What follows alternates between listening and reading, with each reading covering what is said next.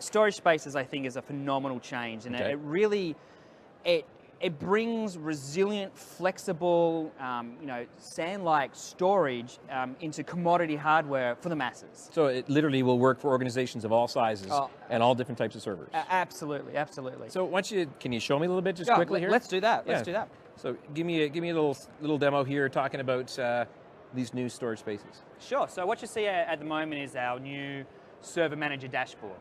And what our server manager does is allows you to do multi-server management within the environment, within your Windows Server environment. Now, storage spaces is part of our file and storage services. And storage spaces is effectively virtualization of the storage infrastructure.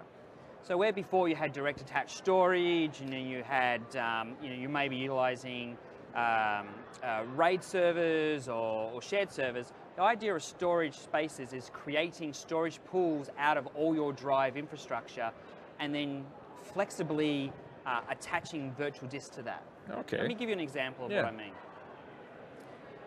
So what we do is we create storage pools, and what storage pools are basically a bunch of disks, and these could be disks of anywhere and any size. So locally attached or remotely attached? Well, or yeah, whatever. locally attached to the server. Okay.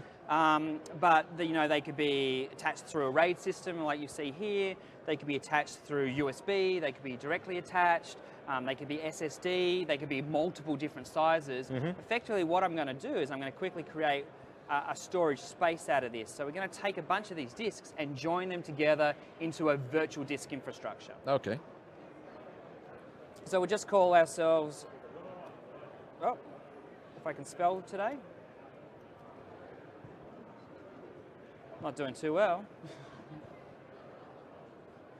Okay, and then you can see all the available disks that I have associated with this server. Okay. And the good thing also is I've got the ways so I can allocate them. I can say that a disk is reserved. Even though I don't want to allocate it today, I just want to reserve it to ensure I have it. Also, I can allocate it as a hot spare. So if I've got a number of disks in my space and I have a hardware fault, this hot spare will automatically spin up in that environment. And again, this is irrelevant of the way that they're attached, the control that you're using. We've abstracted all of that. Absolutely. So in here they're all running through a RAID bus, but I could have USB here or internal. It doesn't really matter. So I'm just going to add 3 disks to this with a total combined space of 410 gigabytes. And you can see this will happen, really quickly. Within a matter of seconds, I'm going to create this storage pool. Now, once I've got a storage pool, the next thing I want to do is create a virtual disk. And so this is the first concept of virtualization in the storage. What I'm doing here is creating what I would normally understand as a physical disk infrastructure. So this is where I start building some of that flexibility, resilience, and reliance that I want out of my storage solution. So you can see here, I'm just going to quickly create one, and we'll call this Hyper-V SMB share. You're foreshadowing some stuff you're going to show us, I think. Now, I've got the ability here of resiliency. So what resiliency do you want? Do you just want simple, just use whatever storage is available? Do you want this mirrored over 2 to 3 disks? Okay. Or do I want to use parity?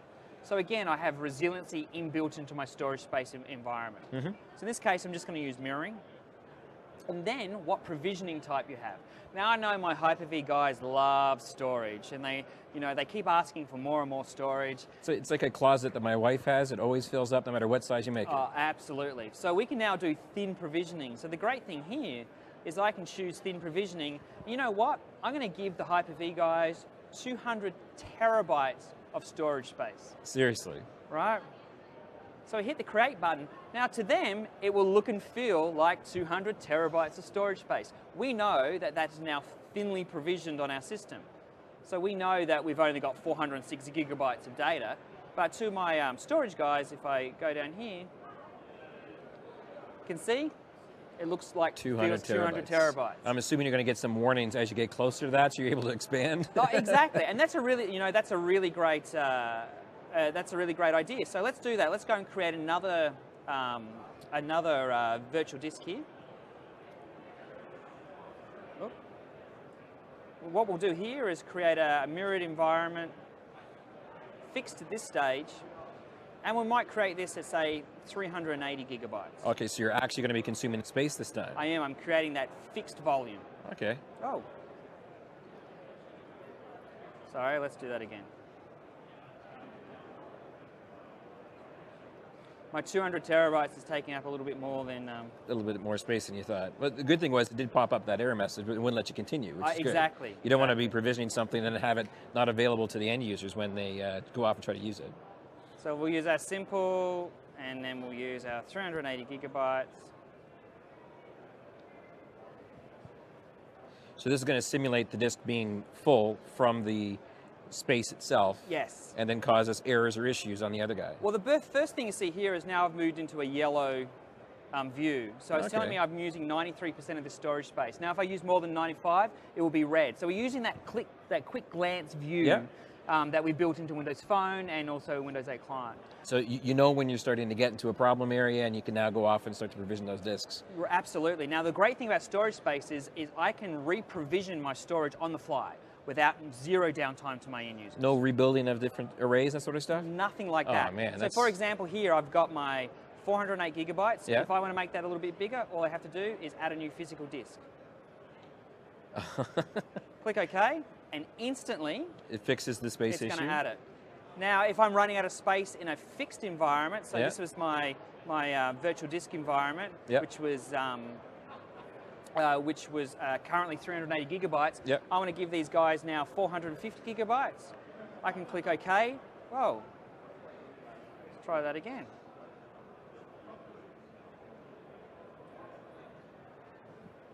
Let's give them 400 gigabytes this time. And instantly, that's now extended. Oh man, this leaps and bounds above disk management for what you had in Service Designator 2, absolutely, for sure. Absolutely. So here's my Hyper-V environment. And what you can see here is I've got a number of Hyper-V servers. In fact, let's go and create a new one.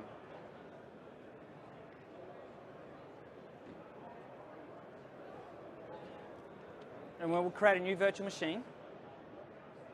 And we'll just keep some of the defaults here. Instead of creating the virtual hard disk to a direct attached storage, I can now create that to an SMB share. So we'll hit the enter button here.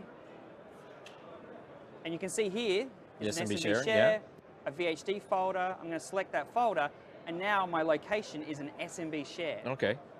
Great. Well, one of the great things we can now do with SMB is we've got a lot more flexibility with live migration. So for example, here I've got a virtual machine which has its VHD files stored on an SMB share. So you can see here, it's a little bit in grey, but you can see here it's not a direct attached storage like a C drive or a D drive.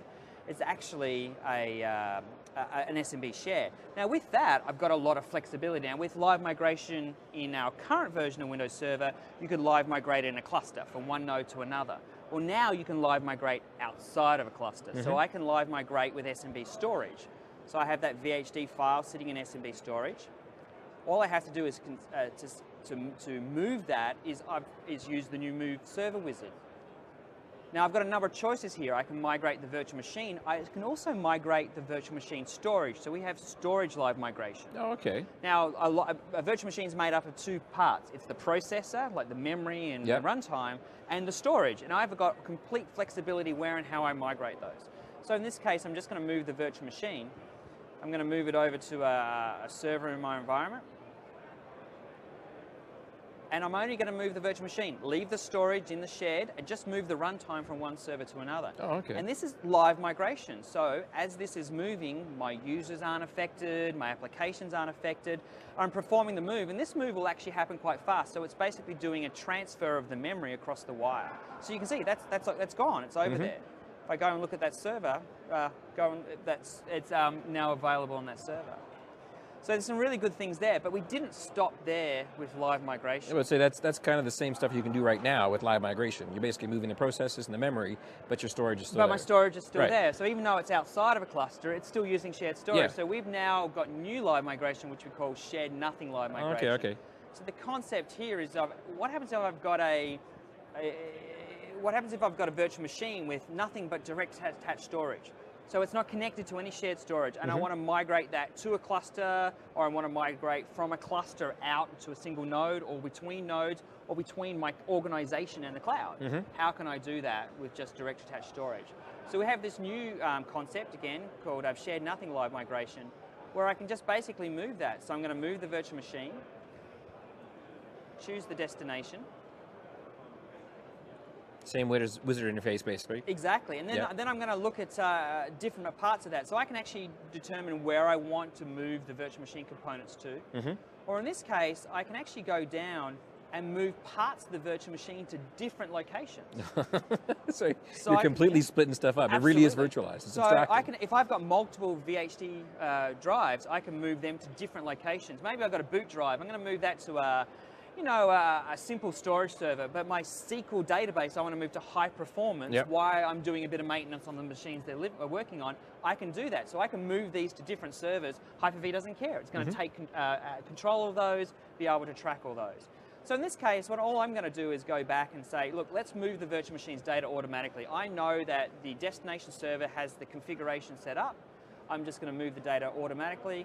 Click on Next. You can see here it's going to move all the snapshots, the smart paging, configuration files, and the VHD file with no downtime and no end user interruption. So effectively, why this move's happening, and this is a big file. This could be 8 gigabytes, 11 gigabyte file. It's the main OS disk and data disk. Yeah. So I'm moving this just over Ethernet cable while this machine is running. So effectively, we are active while this is running, and this could be taking minutes. It could take an hour to move this type of stuff. So Shared Nothing Live Migration just really provides you the ultimate flexibility, and effectively live migration provides the ultimate flexibility.